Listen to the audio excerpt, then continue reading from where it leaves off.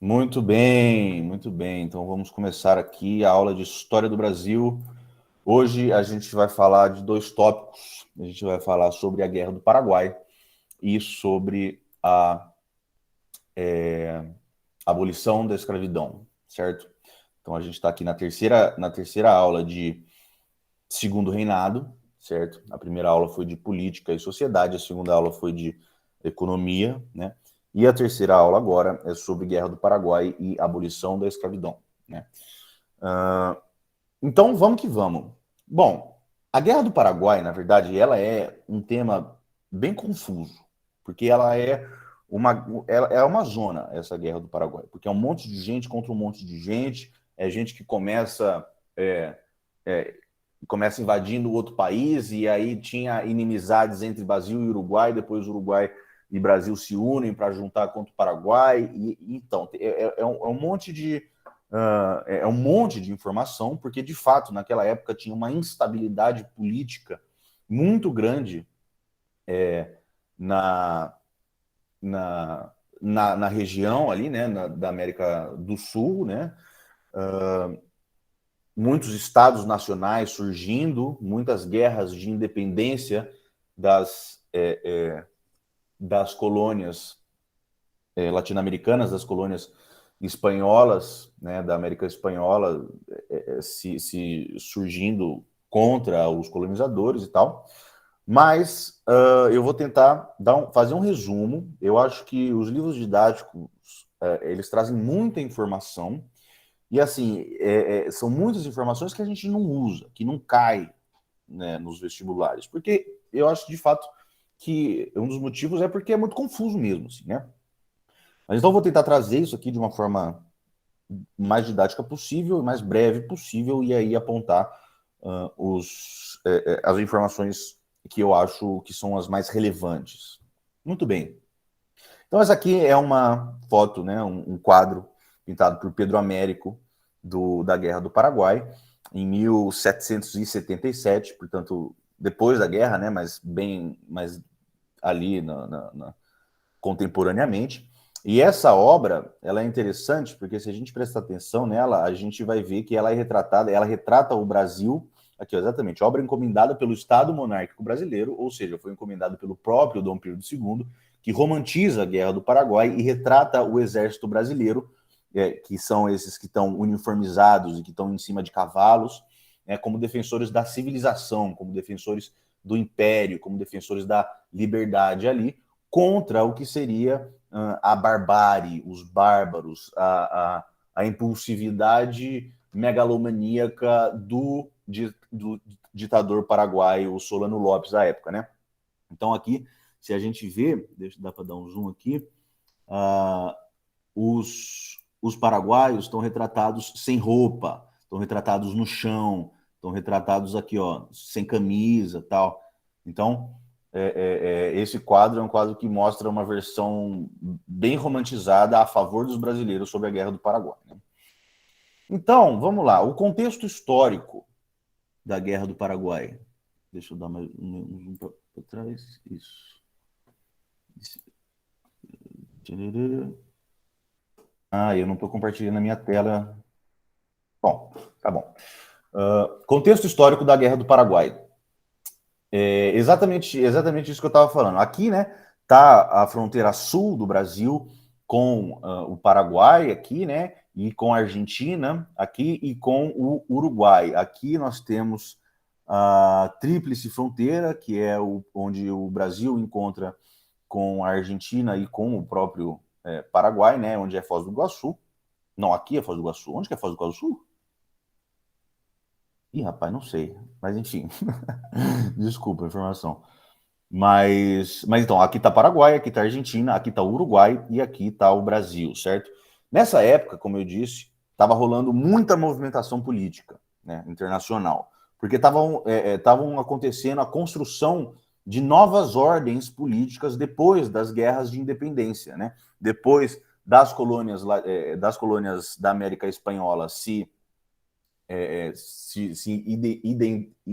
ficarem independentes, né, da Espanha e o Brasil de Portugal, estava se construindo ali novos estados nacionais e estava tendo muitas tensões nas fronteiras por conta exatamente de interesse de terra, por conta de interesse de ocupação do espaço, interesse de navegação nos rios, que são rios importantes aqui na Foz do Prata, né? Esses rios aqui, o Rio da Prata, que o Rio Paraguai e tal, são rios que foram muito importantes para o escoamento da prata, principalmente, né? Por isso que chama Rio da Prata, que vinha das províncias da América Espanhola, né? Então, uma parte muito grande dos metais preciosos, da prata, do ouro, mas também dos diamantes e dos outros metais lá que foram encontrados em menos quantidade, eles escoavam das minas que estavam para dentro do continente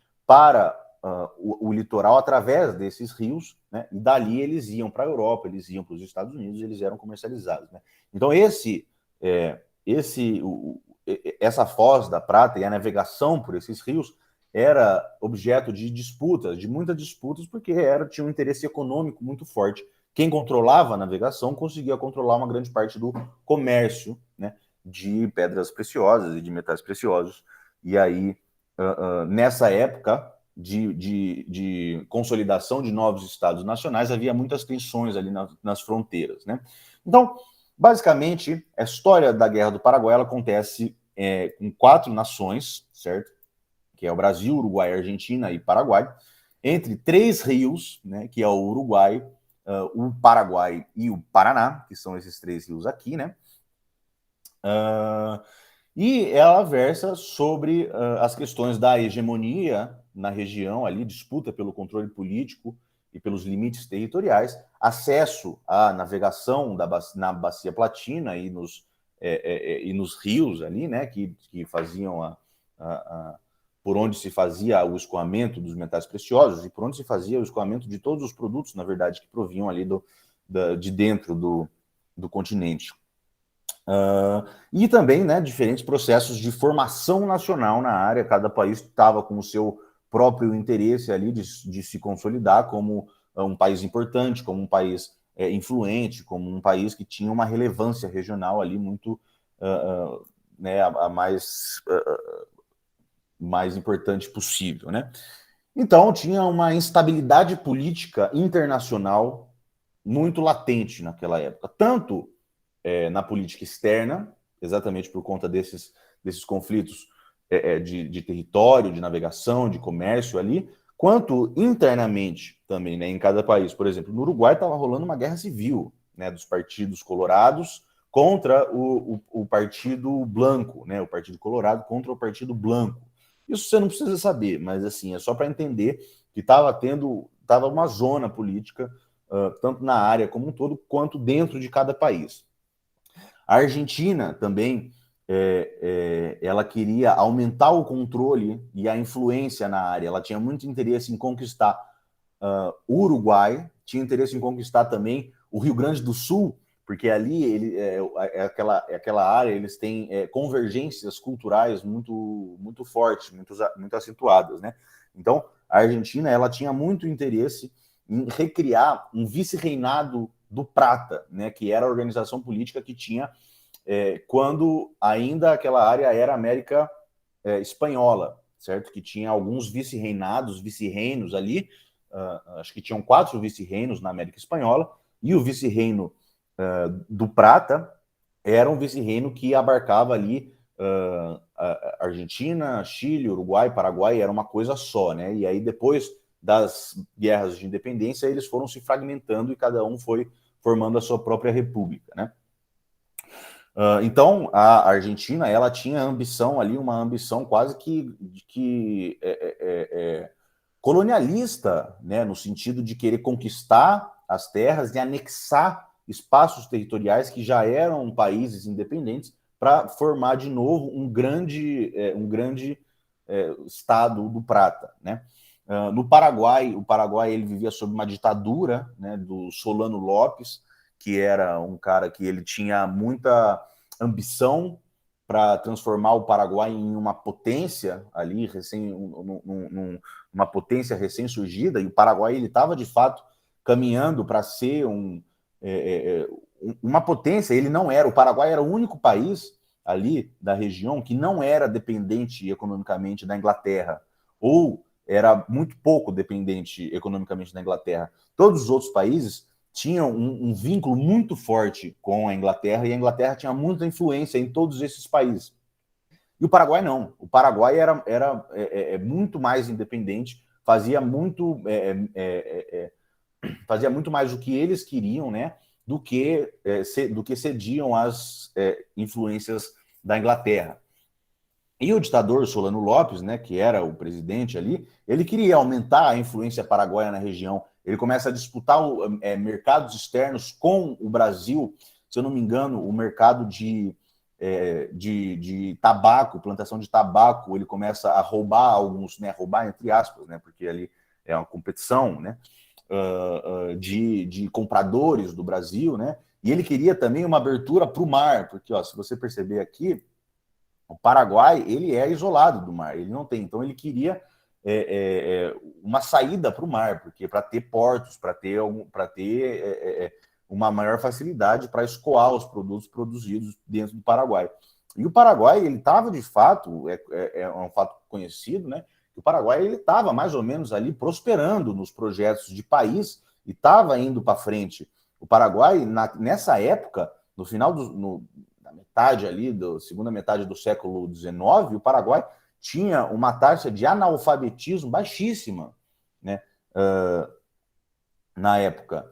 Então, enquanto o Brasil tinha, sei lá, 95% de analfabetos, o Paraguai ele tinha, sei lá, 80% de alfabetizados, né, de gente que sabia ler e escrever. Ou seja, era um país que estava ali, que tinha uma expectativa de crescimento e uma expectativa de desenvolvimento muito grande. E no Brasil, né, o interesse do Brasil ali naquela área era disputa por influência política na área, disputa por território, né, porque o Rio Grande do Sul era um território disputado ali, né, aliás, o próprio Uruguai, ele fazia parte da América Portuguesa, né, na época da colônia, ou seja, era parte de um mesmo território, né, a navegação também, e a questão Christie, que falam bastante aí, é um incidente diplomático que teve com a Inglaterra no Brasil, que por um tempo o Brasil rompeu laços diplomáticos com a Inglaterra por conta do Christie, né? Era um sujeito, Christie é o nome dele, que ele era um diplomata inglês que tacou terror no Rio de Janeiro, lá no século XIX, na primeira metade do século XIX, antes da Guerra do Paraguai. E aí a Inglaterra meteu o louco, falando que ele tinha que ser julgado por cortes inglesas, que o Brasil não tinha autoridade para julgar um inglês, um oficial inglês, e aí foi uma questão muito grande, teve um conflito muito forte, e o Brasil e a Inglaterra chegaram a romper relações diplomáticas por um tempo, mas só por um tempo, né? Porque o Brasil não tinha condições de se manter rompido com a Inglaterra, porque dependia muito da Inglaterra economicamente falando, o Império Brasileiro dependia bastante dos empréstimos dos bancos, né, ingleses, principalmente, para fazer as coisas acontecerem. Principalmente ali na segunda metade do século XIX, quando a economia no Brasil está cada vez mais forte, né? Quando o café está prosperando, quando estão se construindo ferrovias e coisas de trem e tal. Bom, e aí a guerra ela começa, né? Por conta tá essa zona da política internacional, e aí a guerra começa de fato quando o Solano Lopes, que é o paraguaio, ele invade o Brasil. Ninguém sabe muito bem por quê. Ninguém tem muita certeza do porquê. Eu acho que não tem muita documentação, eu não sei direito, mas pelo que eu pesquisei nas minhas pesquisas, existem muitas polêmicas a respeito dos motivos de fato, né, que fizeram com que o Solano Lopes tenha invadido o Brasil. Muita gente fala que era simplesmente por uma pura megalomania, simplesmente porque ele queria que o Paraguai se transformasse num grande país e etc. e tal. Mas a verdade é que quem começou a guerra do Paraguai foram os próprios paraguaios. Foi o Solano Lopes, né, que invade Mato Grosso do Sul. o Mato Grosso, né, só na época, né, só tinha Mato Grosso, e aí está escrito aqui, o Brasil invade o Uruguai para ajudar os colorados no poder, ao poder, né, porque o Uruguai estava numa guerra civil, aí o Brasil ele invade o Uruguai, ele ajuda o grupo dos colorados, que é o grupo lá deles, um grupo X, não precisa saber disso, a subir o poder. Depois que os colorados sobem ao poder, o Brasil sai, e aí se faz uma aliança, né? Se faz exatamente isso. A guerra ela se forma em dois blocos, que é Brasil, Argentina e Uruguai contra o Paraguai, certo? A guerra também, a Guerra do Paraguai, ela é conhecida como a Guerra da Tríplice Aliança, ou a Grande Guerra, certo? Que aconteceu ali entre 64 e 70. E aí foi uma guerra que, por conta desse tratado da Tríplice Aliança ali, que o Brasil, a Argentina e o Uruguai se juntaram, eles achavam que seria muito fácil essa guerra, que seria uma guerra rápida, que seria uma guerra barata, que seria uma guerra simples, porque o Brasil, a Argentina e o Uruguai eles tinham juntos 11 milhões de habitantes naquela época. Olha como você vê a diferença populacional, né? É até engraçado pensar isso. Enquanto naquela época, na mesma época, o Paraguai ele tinha 320 mil habitantes. Então, assim, a diferença populacional era uma coisa absurda. Então, os aliados preveem que a guerra vai ser uma guerra fácil e uma guerra rápida. Mas, na verdade, foi o contrário. Foi uma guerra longa, foi uma guerra extremamente desgastante, foi uma guerra extremamente cara, foi uma guerra que morreu muita gente. Porque apesar da população do Paraguai ser muito menor do que a população dos outros países, o exército do Paraguai ele era muito bem treinado, e ele era grande, e ele era muito bem equipado. Então, foi um exército que foi muito difícil de vencer, né? Mas foi vencido, de fato, né? Chegou aí ao fim, a Tríplice Aliança conseguiu ganhar a guerra, e os resultados, né? Vamos ver aqui, ó. As consequências da guerra, depois que o Paraguai perde, foram a destruição do Paraguai.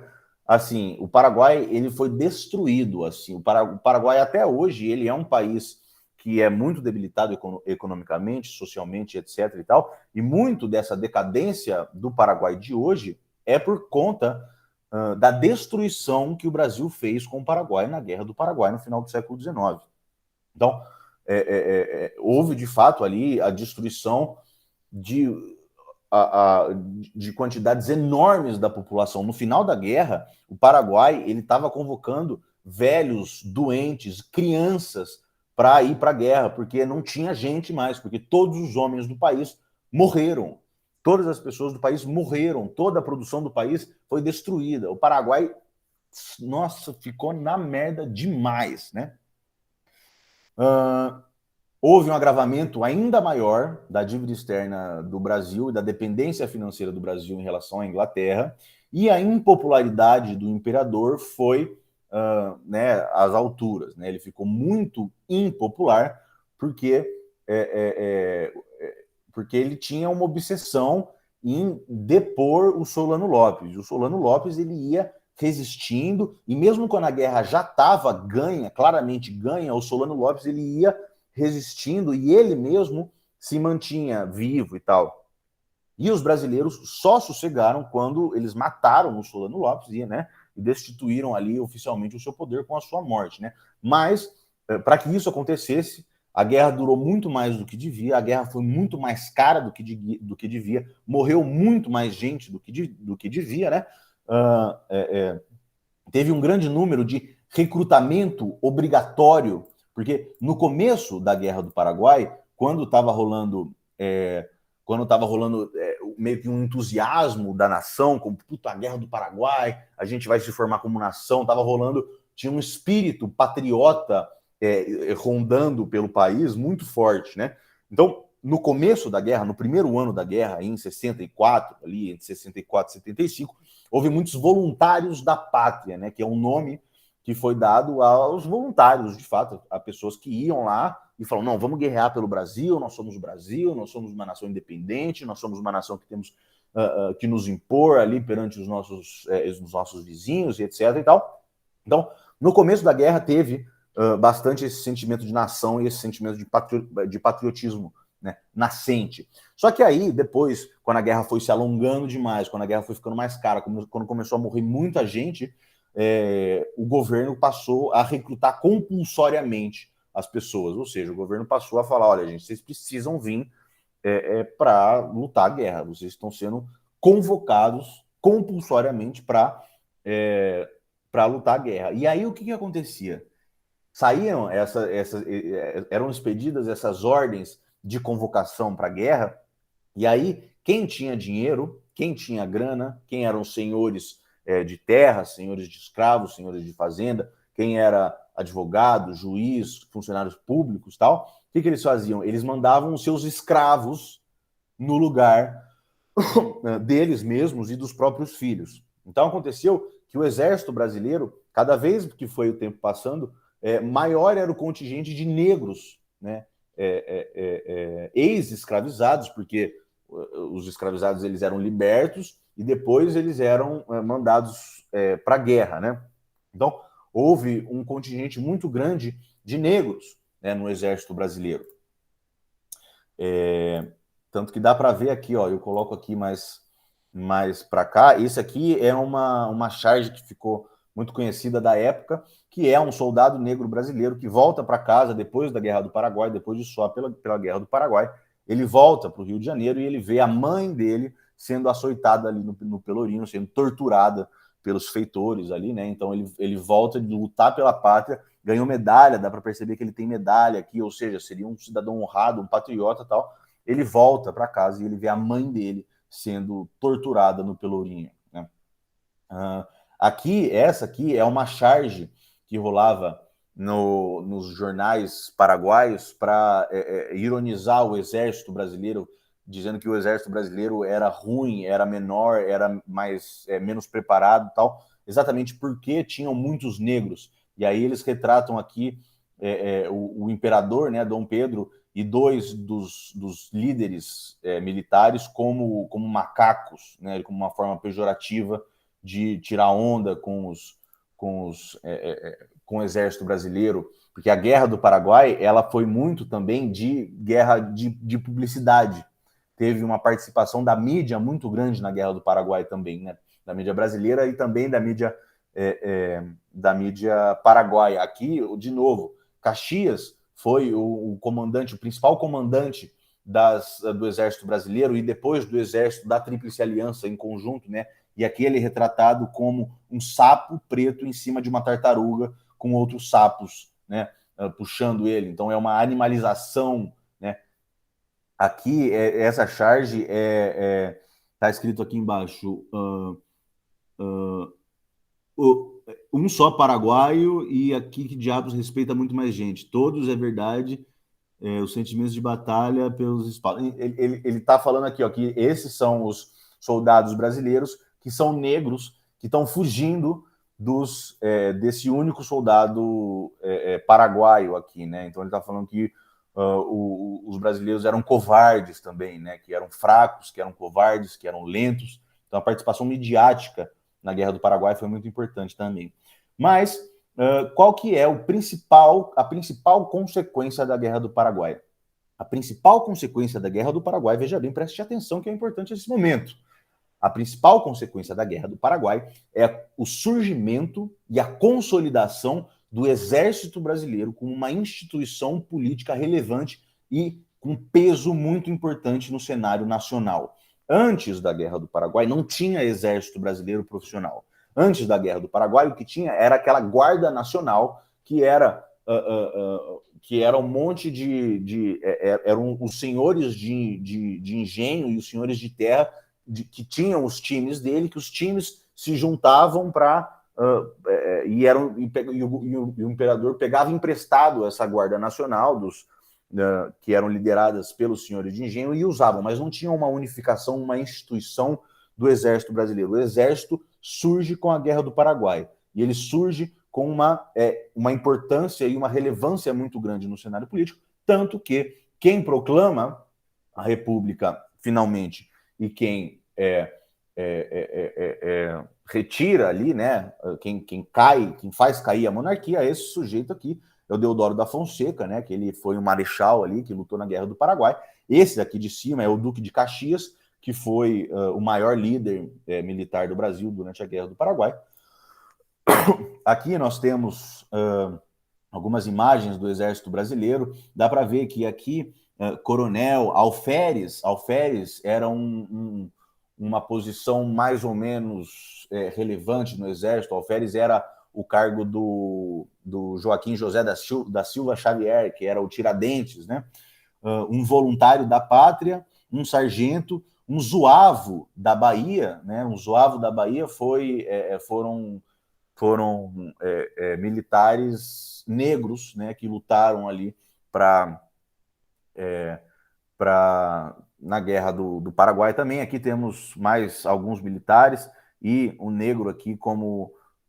E o negro você percebe que são sempre os cargos mais baixos, né? Os comandantes, os generais, os marechais, os sargentos. Dá para perceber pelo uniforme dele, né? Comparado a dos outros. Exatamente. E olha que ele não tá nem como espada. Isso aqui é um negócio de música, né?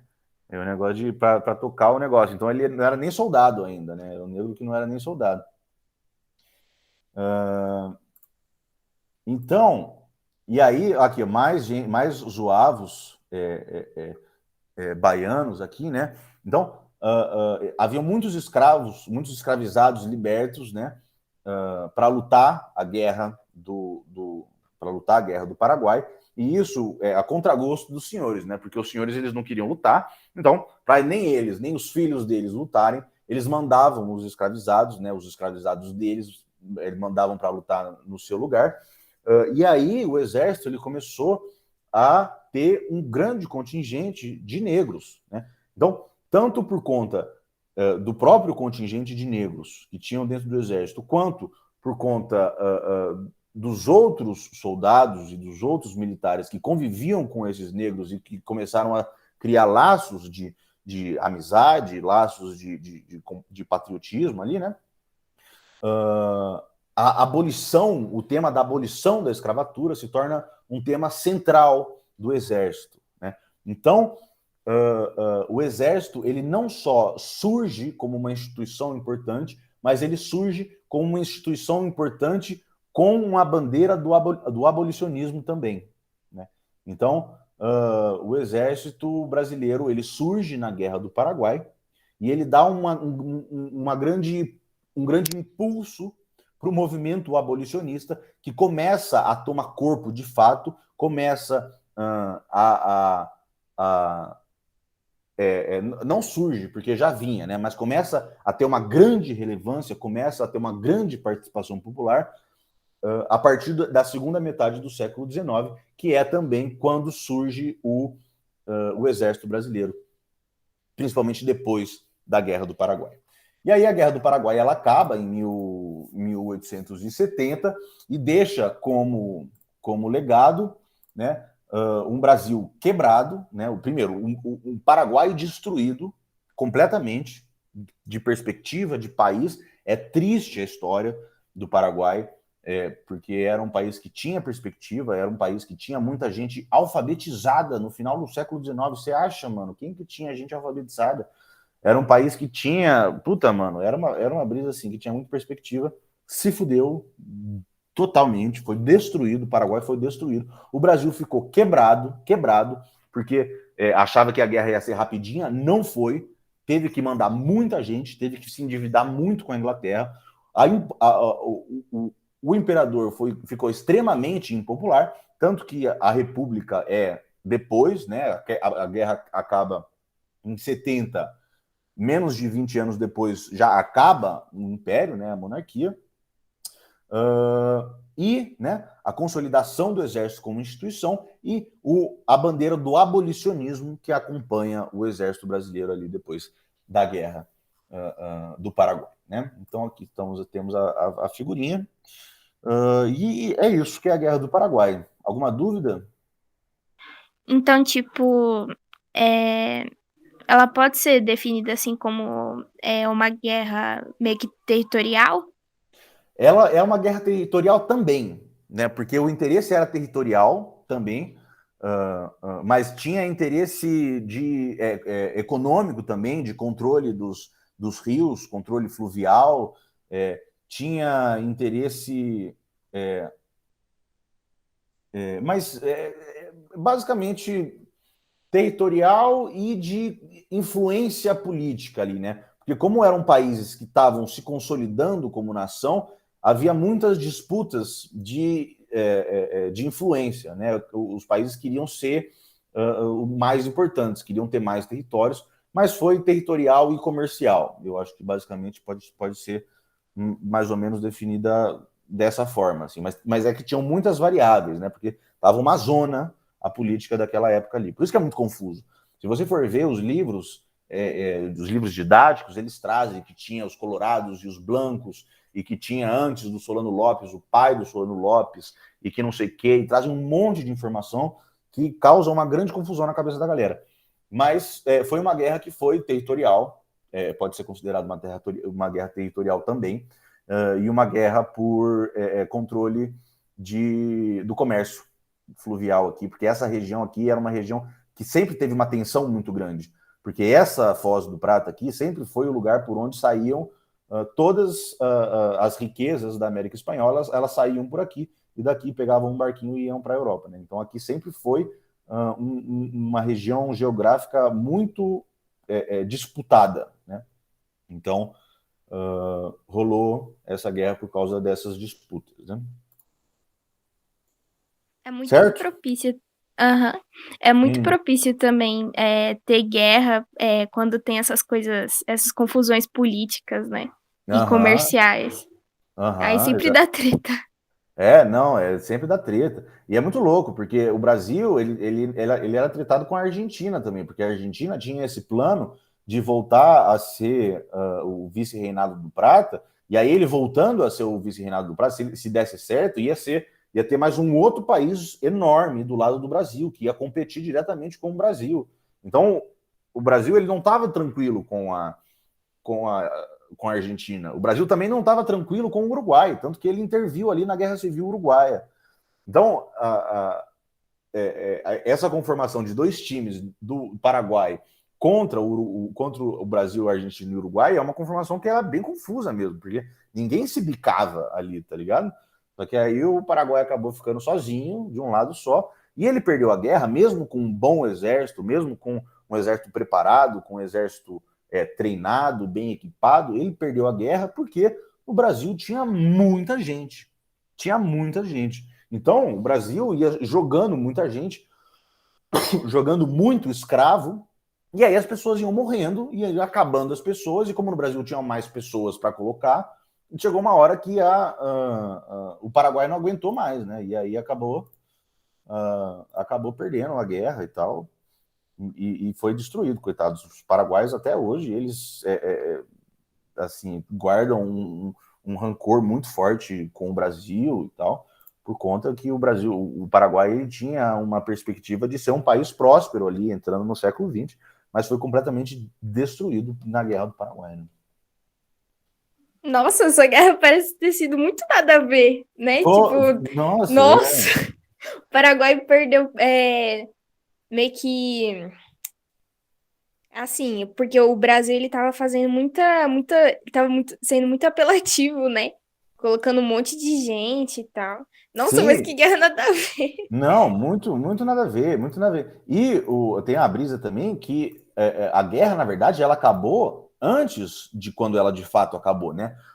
Tanto que o Caxias, que é esse sujeito aqui, que é Duque de Caxias, é nome de rua em toda a cidade, né? Você deve conhecer alguma rua do Duque de Caxias, né?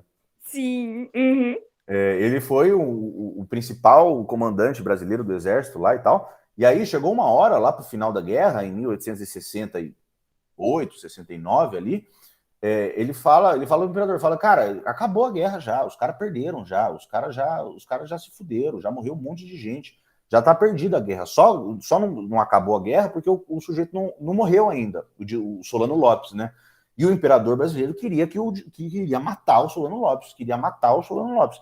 E aí foi arrastando a guerra, tanto que no final da guerra, o Duque de Caxias, ele sai fora, ele desiste, ele fala, olha, eu não vou ficar matando criança paraguaia, eu não vou ficar matando velho paraguaio no campo de batalha, porque não é para isso que a gente está guerreando, né? Então ele sai fora, ele desiste do posto dele lá, ele briga com o imperador, desiste do posto dele, e quem assume no lugar dele é o Conde Deu, que é o marido da princesa Isabel, né? Que ele assume bem no final da guerra como comandante do exército, exatamente porque a guerra já estava ganha e o imperador queria a morte do Solano Lopes, que era o ditador lá, e ele não tinha morrido até então. E enquanto não tivesse morrido esse cara e todas as pessoas que estavam em volta dele, o imperador não desistiu. Eles queriam destruir, de fato, tinha alguma coisa ali de sei lá o que era, velho, de masculinidade tóxica ali, tá ligado? De querer ver quem que tinha o pau maior, tá ligado? Porque foi uma coisa bem bizarra essa guerra e essa guerra. Mas o que você tem que tirar dessa guerra é que foi depois dessa guerra que o exército brasileiro surge como uma grande instituição, né? É isso que você tem que lembrar. Que o exército surge e que a campanha abolicionista ganha força também, porque tem esse pensamento abolicionista dentro do exército por conta dessa quantidade enorme de negros ex-escravizados e ex-escravizados, né, que foram mandados lá, de fato, como bucha de canhão mesmo, como, tipo, para morrer. Tem alguns historiadores até que chamam de genocídio negro dentro da Guerra do Paraguai, no Brasil, né, porque eles enviavam um monte de negro lá para morrer mesmo, assim, tá ligado? Como se fossem armas humanas mesmo, assim, para conseguir ganhar a guerra, né?